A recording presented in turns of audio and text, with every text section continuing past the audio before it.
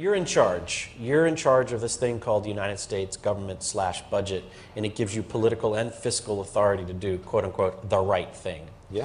Would you mark to market balance sheets today and create the economic downside that would follow? Or would you put in place, or attempt to put in place, some kind of economic policies to get you to a better place down some theoretical road?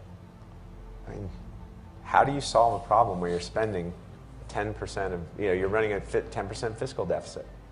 You're not going to get growth in the absence of private sector credit demand. So the government's idea right now is we're going to export our way out of this. And when I asked a senior member of the Obama administration last week, how are we going to grow exports if we won't allow nominal wage deflation? And he says, we're just going to kill the dollar. And I said, okay, more you mean.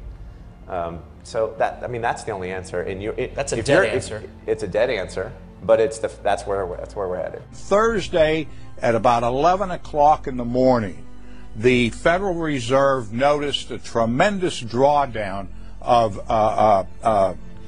money market accounts in the United States to the tune of $550 billion was being drawn out in a matter of an hour or two.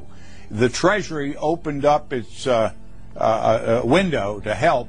They pumped $105 billion in the system and quickly realized that they could not stem the tide. We were having an electronic run on the banks. They decided to close the operation, close down the money accounts, and announce a guarantee of $250,000 per account so there wouldn't be further panic out there. And that's what actually happened. If they had not done that, their estimation was that by 2 o'clock that afternoon, $5.5 trillion would have been drawn out of the money market system of the United States, would have collapsed the entire economy of the United States, and within 24 hours the world economy would have collapsed. So my bet is that we are going to continue to inflate and continue to destroy the dollar until the world rejects the dollar, and that's what we should be concerned about. I think we should anticipate that, in the future, in the next several years, you're going to see a big collapse of this. And then we have to talk about what kind of a monetary policy, why we need to bring our troops home, why we have to quit expanding the deficit every day, and you raising these debt limits and planning on total socialized medicine. That all has to end, and it's going to end because it's going to fail. I think we should anticipate that. And I look at it like a building standing but no foundation. Yeah, it's sort of sitting there and wobbling, but it hasn't crashed. And I think it will because, the financial system is so unstable. It's totally based on debt and confidence in a dollar and confidence in the Fed that they'll always print the right amount of money and they'll always keep the interest rates right and they'll always bail out everybody that needs bailed out, which I think is a total hoax. So the big event could occur next week, but so far, there has been a steady erosion in that direction. Are you concerned about the continued increase of militarized police and that martial law could come during a collapse? Absolutely. That should be a major concern. The Obama administration is openly escalating its campaign against private gun ownership and shaking up the top ranks of the military command structure. But is it also preparing to make war on the American population? According to a person identified as a former senior military official, the answer to that shocking question is yes.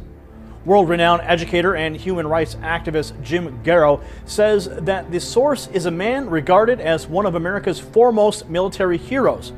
He told him that President Obama is using a new litmus test for determining who will stay and who must go among top-ranked military leaders. That test is whether they will fire on U.S. citizens or not. Dr. Garrow says that his source made the disclosure in order to sound the alarm over the administration's plans. Could you please explain what exactly is this new litmus test being used by the Obama administration?